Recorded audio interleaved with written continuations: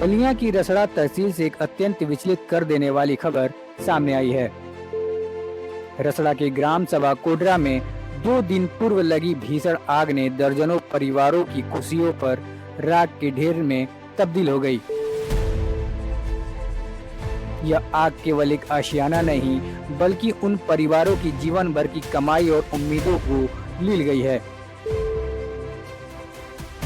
इस अग्निकांड में दर्जनों परिवारों के घर पूरी तरह जलकर राख हो चुके हैं। घर में रखे कपड़े, नकदी कीमत जेवर और 2 पहिया वाहन सब कुछ राख हो गया।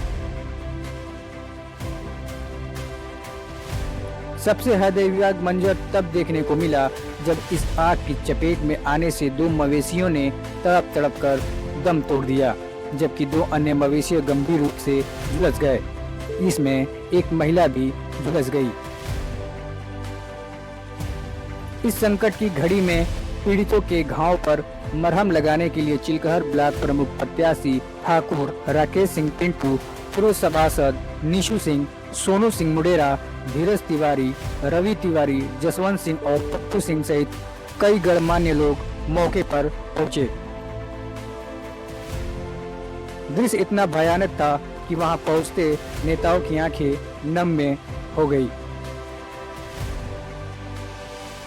पीड़ित की मदद के लिए ब्लॉक प्रमुख प्रत्याशी ठाकुर राकेश सिंह पिंटू सिंह ने गेहूं, चावल, आटा समेत रसोई की हर वो जरूरी सामग्री उपलब्ध कराई ताकि प्रभावित परिवारों के चूल्हे फिर से जल सके।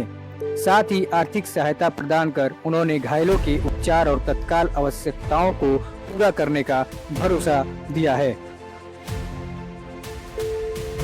ठाकुर राकेश सिंह पिंटू ने प्रशासन से तत्काल नुकसान का आकलन कर पीड़ितों को उचित मुआवजा देने की मांग की है। उन्होंने स्पष्ट किया कि हम इस दुख की घड़ी में कोडरा के निवासियों के साथ मजबूती से खड़े हैं। BNN न्यूज भी प्रशासन से अपील करता है कि इस परिवारों को शीघ्र सहायता उपलब्ध कराई जाए। बने रहिए BNN न्यूज के साथ।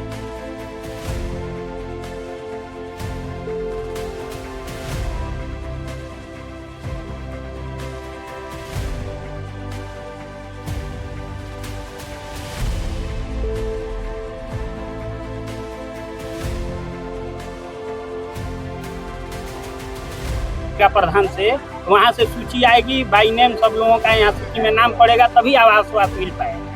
बात समझ रहे हैं कि नहीं? तो उसमें हम लोग आज के बाद उसमें प्रयास में लगेंगे कि जिन लोगों का आग से क्षति हुआ है उनको आवास दिलवाया जाए किसी भी स्तर पर। उसके लिए हम लोग चढ़ बढ़ के उसमें आंदोलन करना पड़ेगा, अधिकारियों से बात करना पड़ेगा, ऊपर से नीचे स्तर से लग के इन लोगों को सबको आवास 1 साल के अंदर दिलवा दिया जाएगा। एक सवाल में बड़ा खड़ा हो रहा है पिंटू भैया कि जैसे राज्य भर बस्ती थी और पूरे देश में कहा जा रहा है कि हर घर में प्रधानमंत्री आवास योजना दिया गया है, लेकिन यहाँ पे एक भी प्रधानमंत्री आवास योजना नहीं दिख रहा है। यहाँ या तो इन लोगों का दुर्भाग्य है या तो यहाँ के जनप्रतिनिधियों की लापरवाही है कि अब तक इन लोगों का नहीं मिला है। कोई भी जनप्रतिनिधि हो, चाहे हम हो कोई हो, उनका जो है जैसे मान लीजिए इंदिरा आवास करीब 25 से 30 साल से चल रहा है, अब तक मिल जाना चाहिए। इंदिरा आवास चला, लोहिया आवास चला, तमाम कई तरह के आवास आए, आगजनी वाला आवास अलग आता है, विकलांग का अलग आता है, उसमें इन लोगों को मिलना चाहिए। और अब तक जो है कम से कम 25-30 का 50-100 लोगों को नहीं मिला है। तो इन लोगों का भी दुर्भाग्य है, जनप्रतिनिधियों की लापरवाही है। जनप्रतिनिधि की लापरवाही कही जाएगी, सब माना जाएगा। भाई हमारे गाँव में आप जाइए, हम लोग 200, 300 आवास पास कर रहे हैं, नकुदा में 500 आवास पास हुआ है। भाई इसमें जनप्रतिनिधि भी टाइट होना पड़ेगा जी। यही बताइए, मान लीजिए सरकार से लक्ष्य आया 5, तो 5 न मिलेगा। जब तक वो अतिरिक्त प्रयास नहीं करेगा, जब अतिरिक्त प्रयास करेगा तो 50 हो जाएगा। तो भाई जनप्रतिनिधि भी कई टाइप के, एक लोग रूटीन में चलते हैं, एक लोग लीक लाइन से हट के चलते हैं। तो भाई इसके लिए लीक लाइन से हट के अधिकारियों से उनको मैनेज करके चलना। पिंटू भैया यहाँ पे देखा जा रहा है कि बीच बस्ती में 11,000 लाइट आई हुई है, तो उस लाइट के लिए क्या आपका प्रयास रहेगा सर? लाइट ट्रांसफार्मर बीच में लगा है। इसके लिए हम लोग उधर करा देंगे, ट्रांसफार्मर रोड पर हो जाएगा और उसमें जितना केबल लगेगा अगर सरकार नहीं देगी तो उतना केबल हम अपने पास देखा जाए कि पिंटू भैया देखा जाए कि अब तक यहाँ अंधेरा हो चुका है और कोई लाइट का व्यवस्था नहीं। अभी सेक्रेटरी से हम बात किए हैं, जी जी वो कहा है कि 3 हाई मार्क्स लाइट वो कल से परसों में लगवा देगा। एक का फाउंडेशन करा दिया है। जी जी। अगर वो नहीं लगवाता है, 2 दिन 3 दिन में नहीं लगवाता है, तो 1 लाइट का व्यवस्था हम लोग अपने तरफ से कर देंगे और वो कर देगा। और गांव वालों से निवेदन यही है कि उसके लिए जगह दे दीजिए। मात्र 2 से 3 फुट जगह देना है। वो कह रहा था कि एक जगह मिला है, उसके बाद लोग जगह नहीं दे रहे हैं। तो भैया जगह दिलवा दीजिए, वो 3 लाइट लगवा दिया गया। बात हो गया, एक वहाँ हो गया, एक बीच में हो गया। धन्यवाद। मैं अशोक सानी, जिला पंचायत सदस्य। देखा था कि आज इस गांव पे आए हैं, क्या कोरड़ा गांव पे आए हैं, जिस तरह देखने के बाद एक अजीब सा फील हो रहा है कि ये परिवार जिस तरह बिना छत के नीचे रह रहा है, क्या कहेंगे इस पर? इसके लिए माननीय नेताजी पिंटू सिंह जी अभी सब कुछ कहे और काफ़ी सहयोग भी किए हैं। अच्छा लगा कि आज दुख घड़ी में लोग खड़े हैं और इनका स्वभाव भी इस तरह का है कि हर जगह कभी भी आगे बढ़कर काम करते हैं गरीबों के प्रति, और इनको मैं अपने दिल से बहुत बधाई देता हूँ।